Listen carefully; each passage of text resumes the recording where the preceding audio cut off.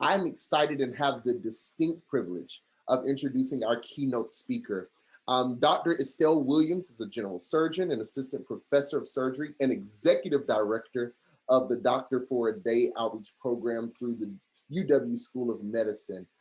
She has attended Xavier University of Louisiana, which is an HBCU, a historical Black college and university. But after being displaced by Hurricane Katrina, she transferred to the University of San Francisco. As I stated before, she is the assistant professor of surgery in the School of Medicine and an acute care surgeon in the Department of Surgery, section of emergency general surgery.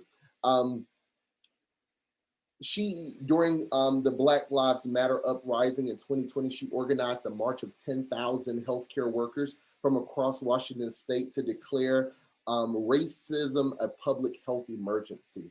Her work speaks for itself. She is active, and not only is she active in her community, she's active in her home. Her husband is here today with us. He will be coming next, but she has a 3-year-old daughter and a 15-year-old niece that resides at home with them.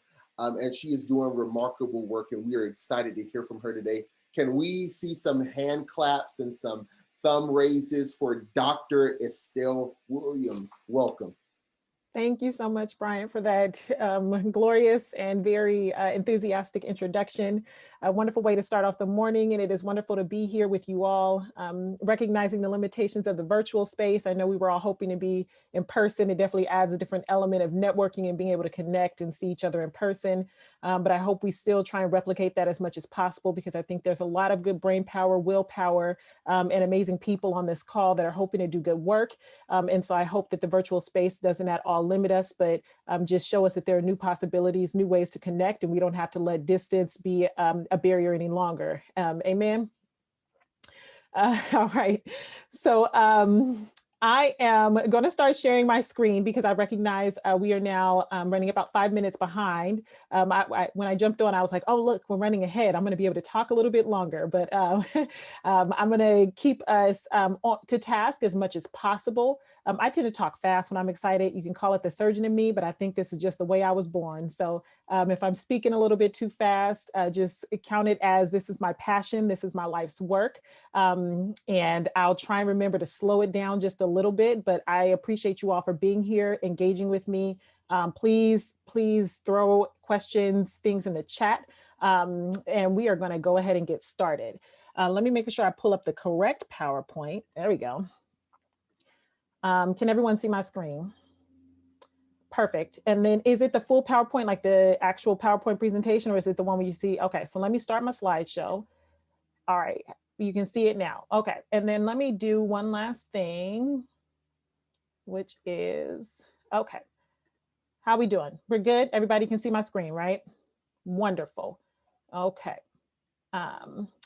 I still struggle a little bit with Zoom sometimes because I hate that you can't do all the functionality that you want with like, okay, so again, just who I am, Dr. Estell Williams. Thank you so much again, Brian, for that wonderful introduction. Just jumping in, I'm going to start by weaving in my own personal story. And I think that the importance of that really highlights a lot of the high yield points that Corey brought up that was discussed in yesterday's session. But I want to make this very clear. If I'm going to leave with 3 high yield points, this is point number 1, which is this is not another bootstrap story. I feel like a lot of the stories of students of color, students have overcome adversity, are often used almost like baseball trading cards, where there are these key players, these highlights that are risen up as this is how we are saving our communities. Look at this student success. Look what they were able to overcome. And my position is that students shouldn't have to overcome to be successful. There are so many students, there are so many people that exist here in the United States with resources around them that are allocated for them to ensure that they can be successful. And the unfortunate part is that it's often broken down by socioeconomic lines and racial lines. And this has been intentionally set up. This is how the United States was constructed. And that's the importance of understanding the historical constructs that have been created, this institutional racism, the way in which we were founded as a country that has intentionally set up these barriers that allows the success of some and the need to overcome by lifting yourself up by your bootstraps for others. And then those stories are plastered everywhere and said, look how they were able to figure it out and be successful, without recognizing that we have a whole component of our society that doesn't have to figure it out. They're just given the resources and the space and the time to be successful. Now, one key example I like to use when we talk about this is to bring in some real world examples. So for instance, a lot of times when you hear conversations around unemployment rates and poverty rates and incarceration rates, and we often bring up information around people who are ages 18 to 24, and we look at the racial economic breakdown. And the key thing that I always think about when we talk about unemployment rates, when we're talking about 18 to 24 is, I don't know how many of you look at the meme where they say Black people have been considered lazy ever since they stopped working for free. What are you doing when you're between the ages of 18 to 24? What's often the presumption, especially depending on your economic background? Anybody, raise your hand. 18 to 24. You're blurted out because I can't see the entire screen. You're in college. You're in college.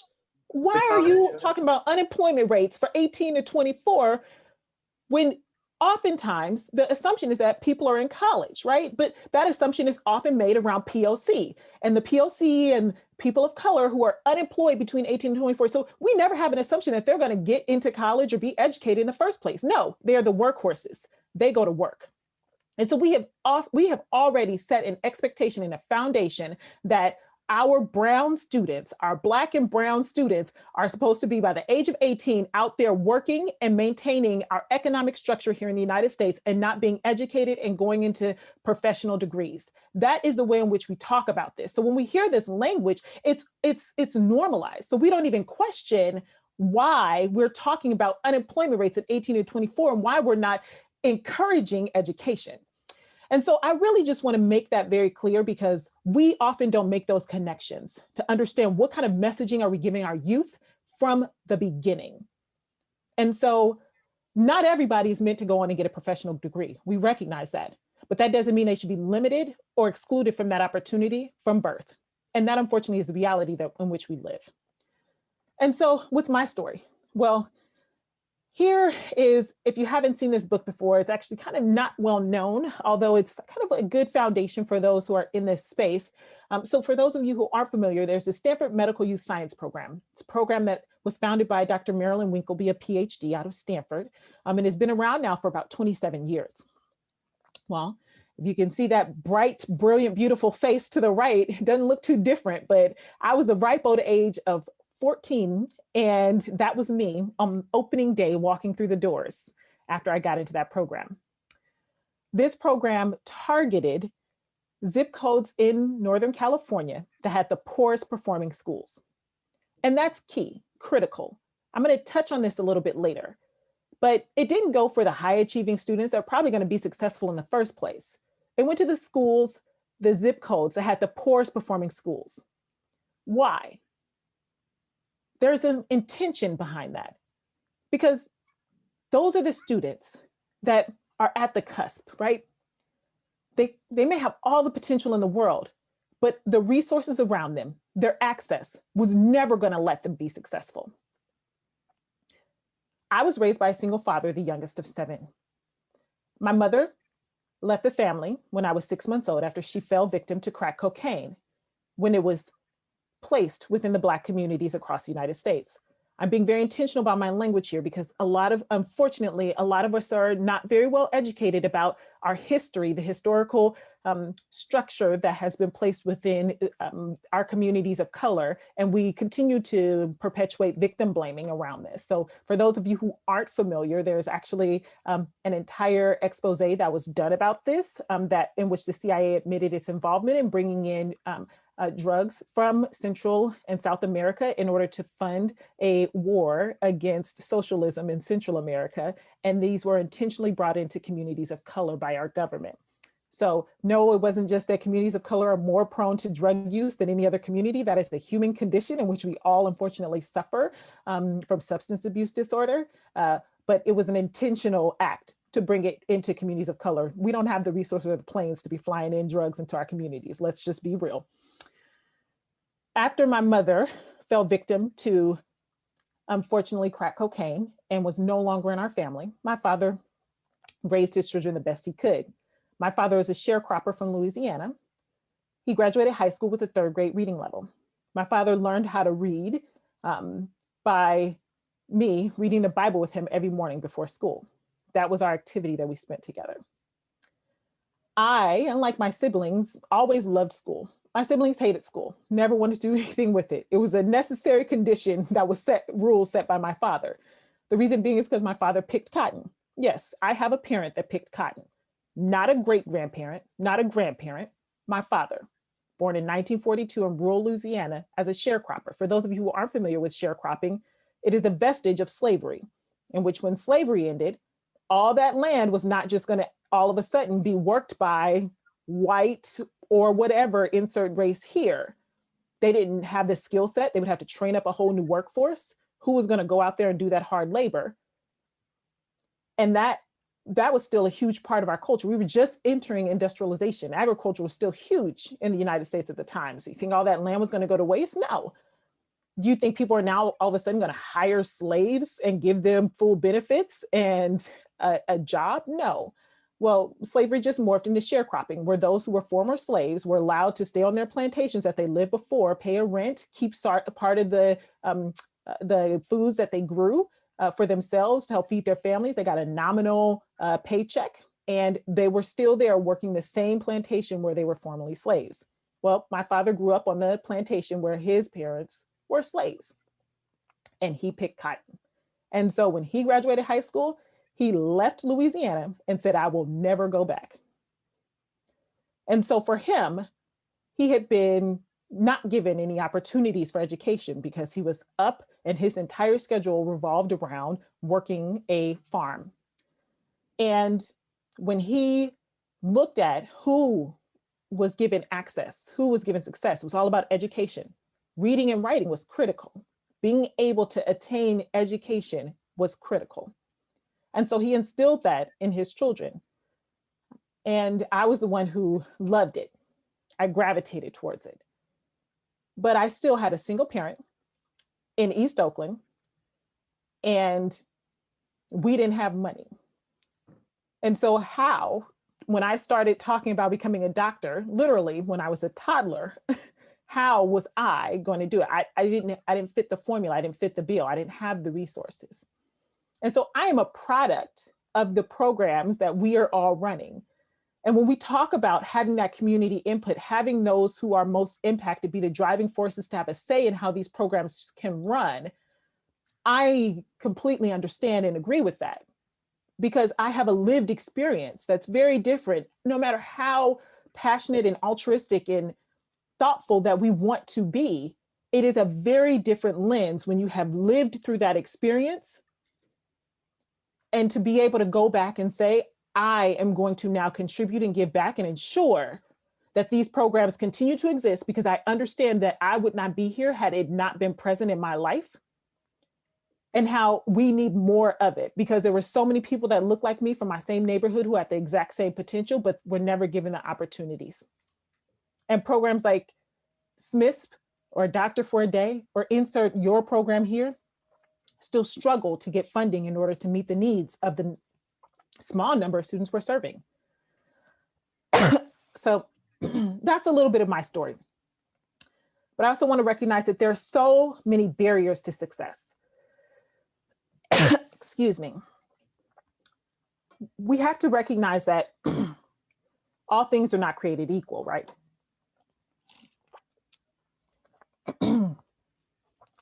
Students face insurmountable barriers, which is why when we have the students that are able to be successful, we put them on a poster board. We talk about all the wonderful things that this student's doing and how great they are, without recognizing the shaming that we're doing from those who aren't able to figure out a way to get the financial resources or can't figure out how to get a job that can help sustain their family and help pay for their education. We don't recognize or honor the fact that there's a lot of mistrust. Or why would somebody choose to spend 10 to 15 years going through high school, college, professional school, in order to enter a system that we openly talk about as discriminatory, racist, and prevents upward mobility, when they can, after 2 or 3 years, get a technical job and go out into the workforce, or the expectation that we set that if they're 18 to 24, they're already supposed to be working. And so when we talk about this, bringing these students up and ensuring that they're there, we have to be able to acknowledge and recognize that there are all of these barriers. This is what we talk about when we talk about our social determinants. These are the things, our environment around us, that are going to impact.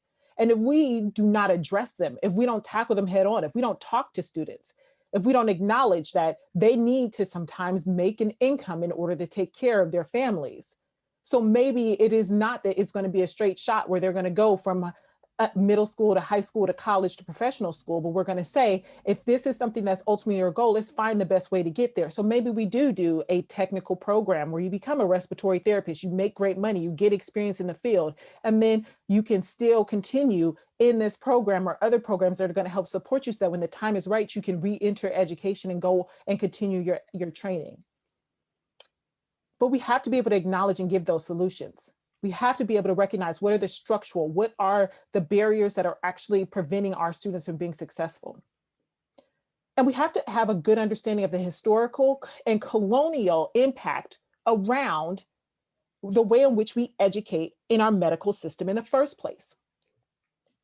We have created an entire system that highlights metrics and test scores as a way to designate who is deemed valuable or worthy to be in these institutions.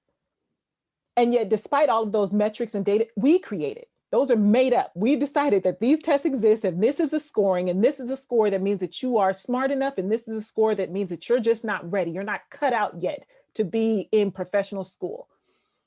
And yet, despite all those metrics and everything that we've come up with that we say is value, our health outcomes are just as bad as ever. All these smart people that we have said, you are the ones that need to lead medicine, be the ones that are at the helm. And yet and still, we don't even see any changes in the way in which we deliver healthcare. But we don't ever take a step and say, and be critical of the system itself and say, well, maybe what we created wasn't the right way to create this structure in the first place. Maybe the things that we're measuring, that we're valuing, aren't the right things to value in the first place, to say these are the people that are going to be responsible for caring for the health of our communities. And the health impacts everyone. We talk about the health disparities that exist, health inequities that exist, and yet we don't ever make that next connection about how the health of one of us is inextricably tied to the health of a person next to us, which is why when you look at the World Health Organization data, when we look at how all of these health disparities and inequities are continuing to perpetuate, how the lifespan of not just people of color, but white people are decreasing as well. Because this impacts our entire health system. When we have more sick people in the system, it puts more strain on the system. Less people are able to access, is not able to work as efficiently. And as a result, all of that impacts all of us equally. So we may feel some altruistic passion to try and address the health inequities and health disparities, but until you have done a real critical analysis of all the ways in which it's impacting, you're probably going to be missing something that could be critical and key to actually acting as the solution. And yes, these programs are key to that foundation. I want to make sure I insert some data in here because we always love data. We love having a conversation about, okay, well, that could just be your opinion, Dr. Williams. Well, let's just make it very clear. None of this is soft science. It has all been based in hard data, and this hard data goes back for decades. The problem is that we don't actually do anything with the data or listen to it. It's good to know or say that it exists, or it's here for the pontification of having these arguments back and forth, but really the important part of what we're going to do with it. So I really enjoy, this is a wonderful paper that was actually done out of the Department of Bioethics at the University of Washington that looked at from a leaky pipeline to irrigation system. It was a model in which they created about how do you create more holistic support for students, right? We're talking about moving away from the very derogatory language of a pipeline, but looking at it and actually calling it an ecosystem, right? And I like the terminology you use, irrigation system, right? You want to water the whole, you want to water the whole field, not just the little parts, right? And so really looking at, and what we have been talking about in this space, about how is the community directly involved? And how is the community directly informing how we're doing this work? Because the community is the one that's been dealing with this and the ones that have been navigating it with the least amount of resources. All of the resources go to the people, the academicians, the people with the PhDs, the people that sit in these institutions to then develop the programs and then go out and say, okay, community, we've developed this great thing that's going to solve all your problems. Whereas the community is saying, we've been here saying what we needed for years and you all don't ever listen to us. So where's their voice in all of this? Where are the people like myself who actually lived and breathed and depended on these programs to ensure that they could get here now? And where are they at as the executive directors? I don't see them. And so we have to really think about, how are we uplifting those voices? How are we promoting those students? Do we have a model to promote past participants as they continue along their educational career to then come back and work within in a leadership role, not just as volunteers, pay them for their time, but how are they coming back in as leaders in your program to help inform how it can continue to go? And how are they seen within your institution to continue to be a face, be that person that can help inspire the next generation? But we also need to, again, in understanding how these systems were created in the first place and how they continue to perpetuate a feeling of mistrust within our communities. How many of you are familiar with the Flexner Report? So the Flexner Report, completed by Abraham Flexner, who was an educator who was actually consulted and hired by the Association of Medical Education to come in and help reform medical education. There was a lot of schools that were just taking money, not working very well, weren't really living up. There weren't really standardized approaches to how we approach medical education in the United States. And they realized they needed to do some reform in order to help standardize, ensure that we were training doctors in a more standardized fashion. Well, he, from his lens, really identified with the way in which Halstead and these other pioneers of medicine at Johns Hopkins had created a system that was based on research as its foundation and an academic structure that really entailed research and education and rigor at its core. And then that informed clinical care, which kind of went down. And as a result of this report, he had a number of recommendations. It closed a number of medical schools and really set the foundation for which medical school exists as it does now. Our medical school system as it exists now was founded based off of this report. But the more damning and the more important information is that we had a total of 117 medical schools that existed and trained Black physicians of color in the United States before the Flexner Report came out. How many do you think existed after Flexner Report? 2. Howard, Meharry. That's it. Do you think that the schools that remained in the United States were welcoming in physicians of color, Black physicians, medical students to train them at that time, 1910? No, they were not. So it decimated Black physicians in the United States, the physicians that were going back and treating those communities of color. The same data that we repeat today about physicians of color are more likely to go back into their communities and treat them and take care of them. We were being educated and trained by our own how to take care of our people and maintain our health. The same way that Johnny Buck opened and said that the healers remained in their communities and continue to pass on that education and take care of each other. That is a history of colonialization, institutionalized racism, and how the systems intentionally created the health inequities that exist today. And then we turn around and blame the communities themselves. What's their fault because they're obese? It's their fault because they drink alcohol. It's their fault because they don't eat right. It's their fault because it's their genetics. They were born that way. They're just born different.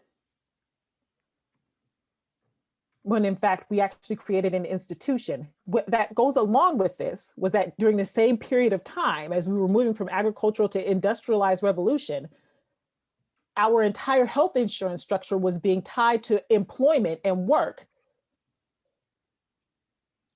And that was all being privatized, and people of color were not allowed to work in these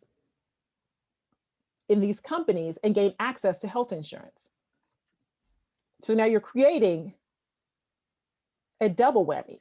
You're taking away people who can actually provide care to these communities. You're creating an entire economic structure that depends on employment within employment-based insurance, but then you're not employing people of color so they can have insurance to access anything. And then you're saying, oh, but now it's your fault that you're sick.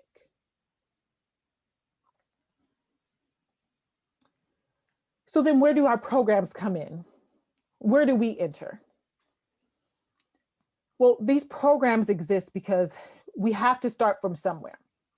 A lot of us have lost the foundation, the vigor, the interest, the examples that inspired us in the first place. When we would see Black physicians regularly in our communities, when you went from having 117 medical schools that train Black physicians and nurses, and now we go down to 2, now 4, Morehouse and the Charles Drew in Los Angeles have entered into the HBCUs, the Black physicians. And now we say that medical schools are empowering and looking for diversity and ways to bring in diversity into their institutions, yet we still have less Black men in medical school today than we did in 1969. But we have to start engaging our youth earlier. And so that is where programs come into play, in that at least within Doctor for a Day, we make for sure that every program we have physicians of color that are front and center, because we want to make for sure that there's a proximate example. There's somebody that looks like them that can share their story and say that you belong here. There's a place for you. Because oftentimes we look into these institutions and we don't think that there's a place for us. But we have to recognize that it does require a collaborative. I put in a little bit of my history here because I've been doing this work actually before for a very long time. After I participated in the programs, I actually went on and participated in the next program at Stanford as an undergraduate that was funded by HCOP.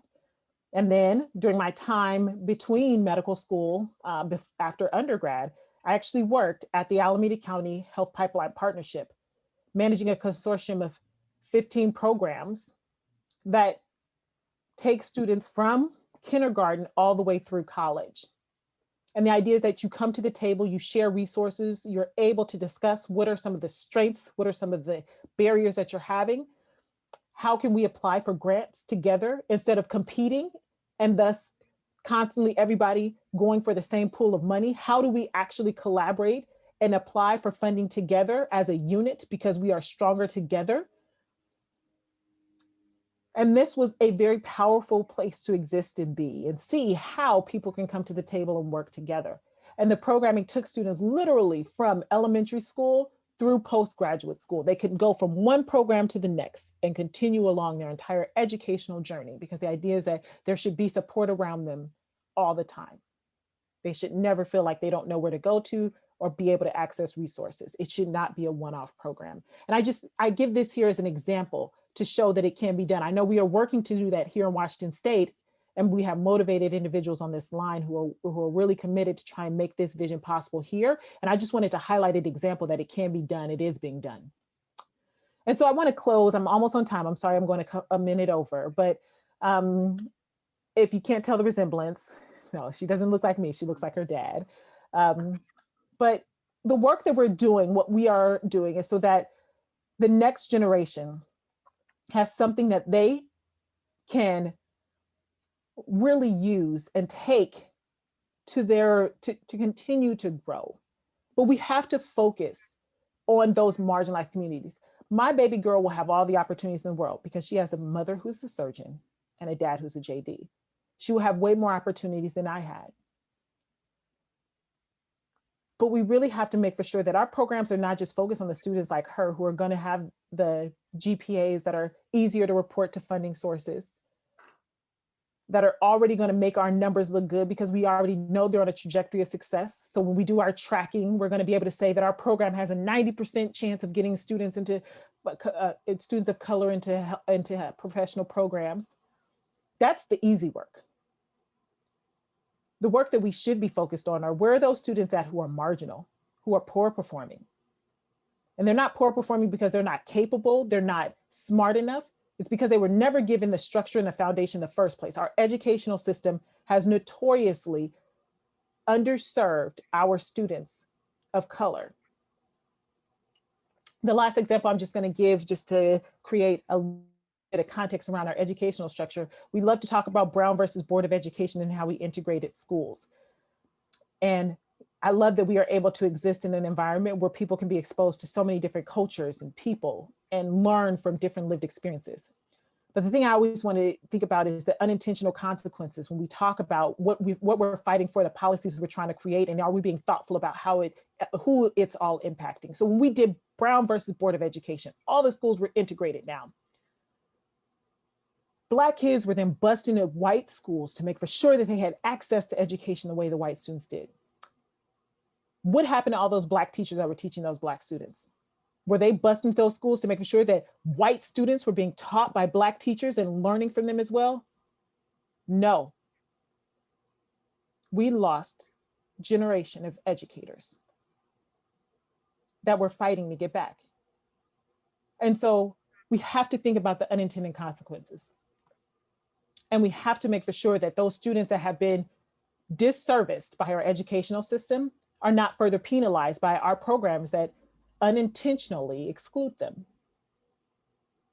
Because we haven't really thought about the unintentional consequences of the parameters that we set for participation sometimes, because we have to be beholden to this nonprofit industrial complex around grants, that we then exclude an entire population of students that has all the potential in the world, but were never given the resources in the first place.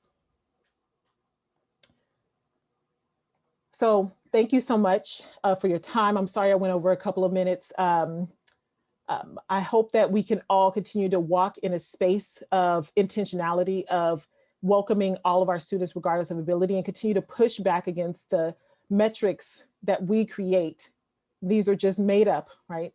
But how we can rethink the ways in which we are creating structures of education, and how we can really start to work to really change the inequities that we see around us.